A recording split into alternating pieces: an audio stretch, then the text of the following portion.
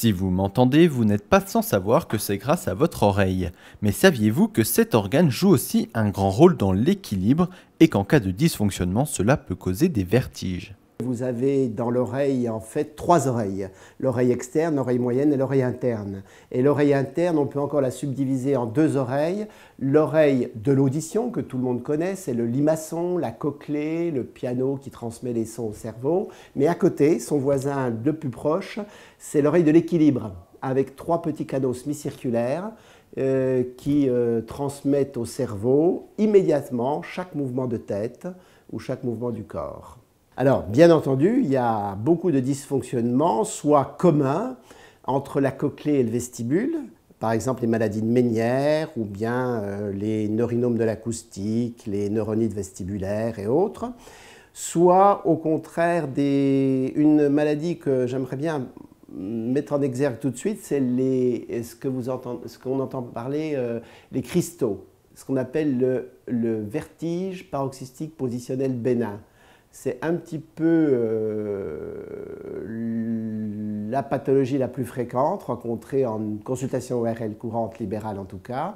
Et également, c'est une thérapeutique assez efficace qu'on peut mettre en marche avec un mouvement de libération des cristaux. Vous avez quelqu'un qui va très bien et qui, à l'occasion d'un mouvement, a brusquement une sensation vertigineuse très forte. Cette sensation vertigineuse est provoquée par un mouvement des yeux qu'on appelle nystagmus.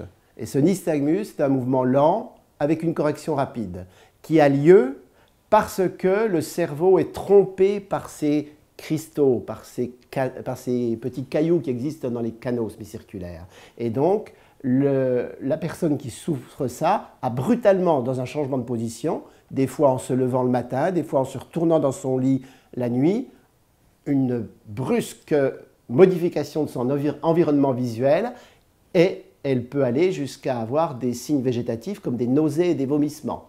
Et c'est parfois pris à tort pour une crise de foie, pour une maladie neurologique grave, pour une tumeur au cerveau, pour un accident vasculaire cérébral. Et ils sont des fois mal orientés dans un service non spécialisé en ORL pour être soignés avec des bilans très compliqués, alors qu'une seule manœuvre libératoire simple guérit le patient en 1 minute, dans 94% des cas théoriquement.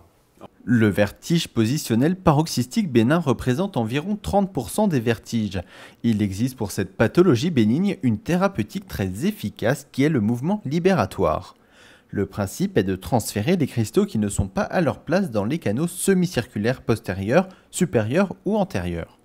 Ces cristaux ne sont pas à leur place, ils ont migré pour des raisons X, Y ou Z, il faut les remettre en place. Et pour les remettre en place, c'est tout simple. Il faut être dans le bon plan, le patient est couché sur le dos, la tête un petit peu sur le côté, et il y a plusieurs manœuvres libératoires. Mais la manœuvre libératoire, pour répondre à votre question, c'est de prendre la tête du patient, de faire un geste assez rapide, sans brutalité, et de déplacer les cristaux comme on déplacerait le sucre mouillé au fond du verre d'eau.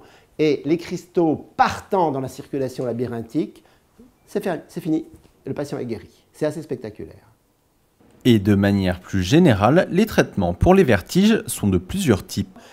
Sont les antivertigineux, les médicaments, le médicament de la crise de vertige, le patient doit consulter son médecin traitant ou les urgences pour que soit mis en œuvre un traitement symptomatique fort parce qu'il est extrêmement désagréable d'avoir une crise vertigineuse. Il faut faire des piqûres, il faut faire des comprimés, il faut faire des anti-émétiques contre les nausées et le traitement est une prise en charge d'urgence. Ça, c'est la prise en charge globale primaire.